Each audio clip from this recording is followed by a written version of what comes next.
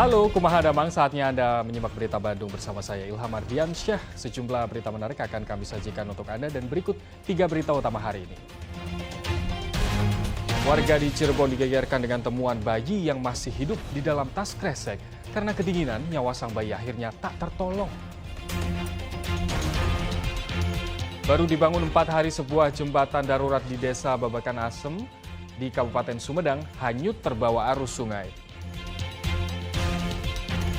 Kepulan asap dan air panas keluar dari tanah di halaman rumah seseorang warga di Pantura, Subang.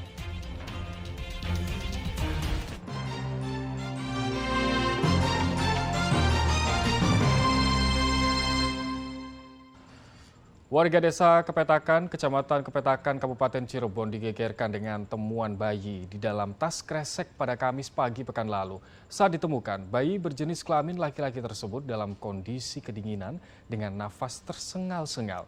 Nyawa sang bayi akhirnya tak tertolong.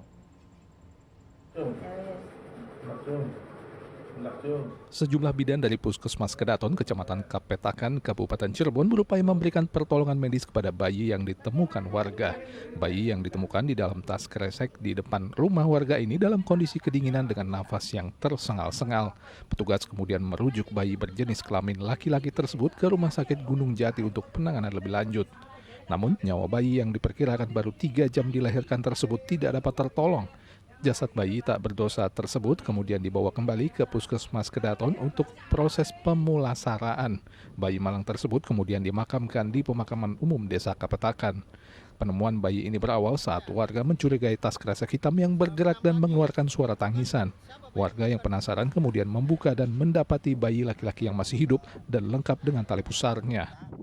Kemungkinan bayi itu lebih dari 2 jam situ tuh, kurang lebih. Terus dilaporkan oleh bidan desa yang menangani Ibu Ita. Bidan desa terus dibawa ke Puskesmas Kedaton. Ternyata bayi tersebut itu napasnya tersengal-sengal. Nah, terus sampai dipanasin, terus beberapa jam kemudian dibawa ke Rumah Sakit Gunung Jati. Itu jenis laki-laki apa perempuan, Pak? Laki-laki, ya usianya mungkin baru 3 jam atau baru lahir sih ya. Masih ada hari-harinya tuh. Petugas Polsek Kapetakan masih melakukan penyelidikan terkait temuan bayi tersebut untuk mengungkap siapa orang tua bayi tak berdosa tersebut. Maruli Habibi melaporkan dari Kabupaten Cirebon. Warga Minajaya, Kecamatan Surade, Kabupaten Sukabumi dihebohkan dengan temuan mayat pria tanpa busana di tepi pantai. Diduga mayat tersebut adalah korban pembunuhan. Bayi tergeletak. Mayat pria tanpa busana pertama kali ditemukan nelayan Minajaya, Kecamatan Surade, Kabupaten Sukabumi yang hendak melaut. Mereka kaget menemukan mayat tergeletak di tepi pantai dalam. Penemuan mayat tersebut kemudian langsung dilaporkan ke Polsek Surade.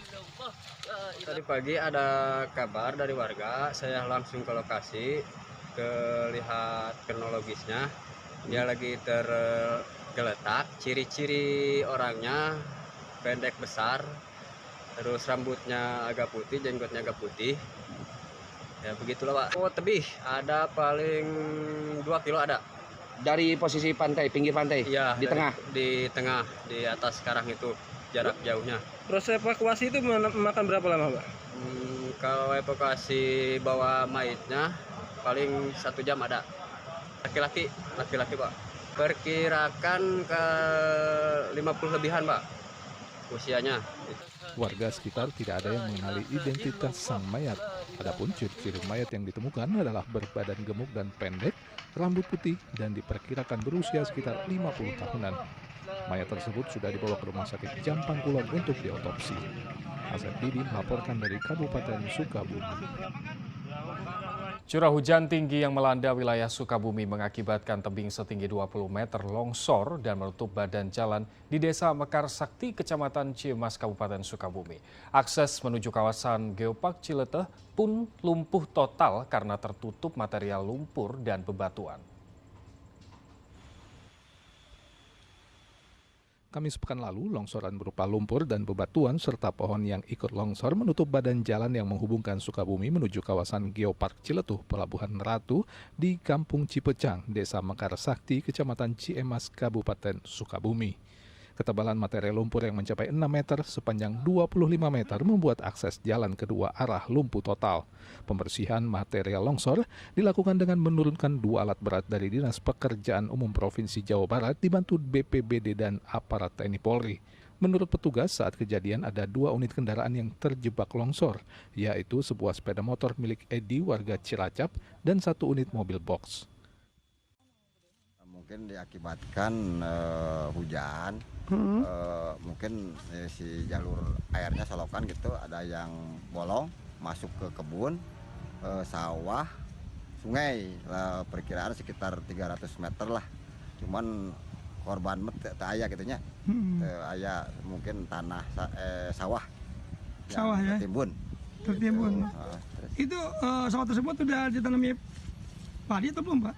Udah tanami padi, baru tandur lah. Petugas terkendala cuaca yang cepat berubah dan hujan yang kembali turun.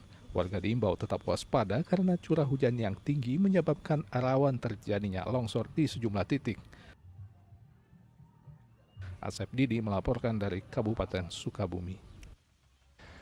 Baru dibangun 4 hari, sebuah jembatan darurat di Desa Babakan Asem, Kabupaten Sumedang hanyut terbawa arus sungai. Sebelumnya, jembatan utama penghubung 2 kecamatan di kawasan Congeang tersebut ambruk pada 6 Februari lalu.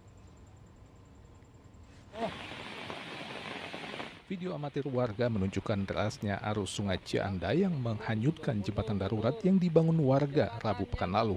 Derasnya air sungai juga merobohkan pondasi jembatan utama yang sebelumnya ambruk pada tanggal 6 Februari lalu. Akibatnya aktivitas warga kembali terganggu akibat putusnya akses jalan. Warga kembali harus menyeberangi sungai dengan menarik tambang di lokasi jembatan yang ambruk. Tak jarang sejumlah warga menyeberang melewati aliran sungai lantaran membawa hasil panen. Kondisi ini dikeluhkan orang tua murid yang setiap paginya mengantar anak mereka untuk bersekolah. Para orang tua mengkhawatirkan keselamatan anak mereka saat melintasi jembatan yang sudah ambruk. Ya diantar soalnya di sininya kan curam, takut kepleset ntar jatuh. Terus Jadi diantar. itu berangkat sekolah apa gimana, Pak? Ya berangkat sekolah. Terus Paling antar jemput, kalau pulang ntar dijemput lagi gitu. Takut di sininya soalnya licin di sininya. jadi orang tua khawatir, Pak ya? Ya khawatir anaknya takut kepleset atau apa. Ini udah berapa lama, Pak, kondisi seperti ini, Pak? Udah ada kali sekitar kurang lebih 1 bulan, Pak. Terus Kurang lebih 1 bulan. kalau jembatan ambruk sendiri ini udah berapa lama, Pak? Ya jembatannya ya sama hampir kurang lebih 1 bulan. Terus kalau anak-anak nggak libur apa gimana, Pak? Enggak, aktivitas sekolah tetap Tetap aja. jalan ya. Soalnya kalau sering libur khawatir juga. Kasihan anaknya Cuma diantar jemput sekarang, Pak ya? Ya ketinggalan mata pelajaran ntar. Warga bersama kepala desa berinisiatif kembali membangun jembatan darurat yang lebih tinggi agar tidak hanyut terbawa arus sungai. Kan udah pernah bikin jembatan darurat, Bapak, sebelah atasnya jembatan yang ambruk. Pas cuma 4 hari habis 20 juta hancur. Nah sekarang Bapak mau bikin lagi jembatan sementara di sini, di atas ini, di atas jembatan ini. Pas malam kan Bapak udah beli lagi besi ini. Nah, mudah-mudahan lancar, walaupun tidak ada respon lah. Mudah-mudahan ada respon dari orang-orang kabupaten. Mudah-mudahan secepatnya. Kan desa teh harus cepat melesat, tapi melesatnya gimana kalau Bapak jalan juga putus lah. Pihak desa berharap ada tim teknis dari pemerintah Kabupaten Sumedang untuk mengantisipasi kembali ambruknya jembatan darurat yang dibangun oleh warga. Agung Gunawan melaporkan dari Kabupaten Sumedang. Masih soal jembatan, tidak hanya merusak jembatan hingga ambruk, derasnya aliran sungai Cianda juga mengakibatkan lingkungan sekolah dasar negeri Neglasari di Desa Babakan Asem, Kecamatan Conggeang, Kabupaten Sumedang longsor karena tergerus air sungai. Para guru berharap adanya bantuan berupa relokasi sekolah agar anak didik dapat belajar dengan aman. Kondisi Sekolah Dasar Negeri Neglasari di Desa Babakan Asem, Kecamatan Conggeang, Kabupaten Sumedang sangat memprihatinkan. Sebagian halaman sekolah longsor karena tergerus derasnya aliran sungai Cianda. Saat turun hujan deras, longsor sepanjang 2 hingga 4 meter sering terjadi di lingkungan sekolah yang berada persis di pinggir sungai. Parahnya, kondisi tersebut telah terjadi sejak 10 tahun terakhir, sehingga membuat was-was para guru maupun siswa saat aktivitas belajar berlangsung. Meski telah dilaporkan kepada pihak terkait, namun belum ada perbaikan. Terkikis apa seperti apa, Pak? Ya, seperti yang Bapak lihat, ini setiap hujan itu bergeser ada 4 meter, 2 meter, terus dari hari ke hari itu.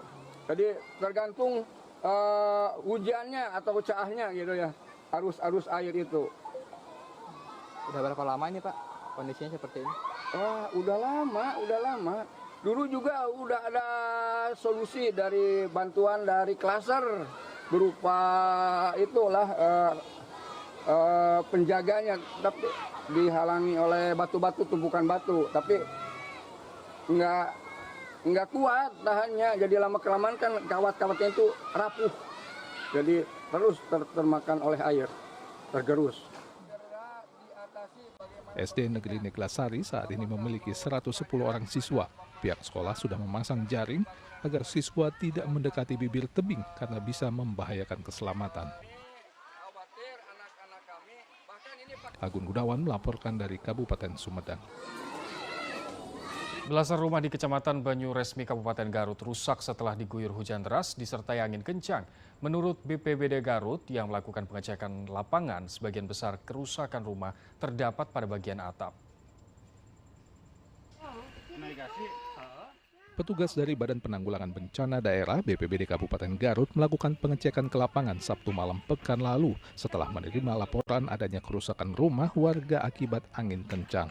Angin kencang terjadi saat turun hujan deras sejak Sabtu siang hingga sore. Wilayah Desa Binakarya menjadi kawasan terparah karena banyaknya rumah warga yang terdampak. Ada sekitar 16 rumah warga yang rusak. Sebagian besar kerusakan terdapat pada bagian atap rumah di mana asbes dan genteng rumah warga porak-poranda. Wilayah yang terdampak angin kencang diantaranya Kampung Starlega, Pasir Kaliki, Babakan Waru, dan Kampung Waru Gahilir. Hujan besar, tiba-tiba asbesnya langsung Angin, sambil angin aja. angin. Iya. Keluarga lagi pada di mana Pak? Lagi di sini, langsung ke bawah. Nyelamatin diri gitu Pak? Iya, ini nih, tadi mah banjir ini, penuh. Oh gitu. Ini yang Iya, ini. hilang Iya. bagian atapnya semua Pak? Iya, semuanya. Separohnya nggak ada ke bawah. tadi mah habis. Kurang lebih yang tercatat tadi sekitar 15, Pak. Kemudian tadi ada tambahan lagi yang satu di Pasir Kaliki ya. Kemungkinan untuk sementara ya kita hasil pencatatan bersama tim dari BPBD ini tercatat sebanyak 16 mungkin ya. 16 rumah itu Ya, baru 16 dari desa rumah, Bapak termasuk gitu Pak? satu sekolah ya yang SMK Darul Muminin. Oh, memang dugaan sementara dari angin puting beliung gitu Pak? Dari angin, hujan angin Pak sebenarnya. Hujan angin? Hujan angin yang begitu kencang anginnya. Sementara kejadiannya begitu kita update kewaspadaan di dalam grup LKD dan Pemdes, selang 5 menit kemudian laporan masuk ke WA lalu kita turun ke bawah gitu. Tidak ada korban jiwa Pak sejauh ini? Alhamdulillah tidak ada. Sementara hanya kerusakan ringan, genting dan asbes Pak. Yang ini ya, yang rusaknya Iya. gitu Pak ya? Baik. Selain merusak rumah warga, angin kencang juga menumbangkan pohon yang menimpa sebagian bangunan sekolah di Kampung Babakan Waru. Eko Setiabudi melaporkan dari Kabupaten Garut.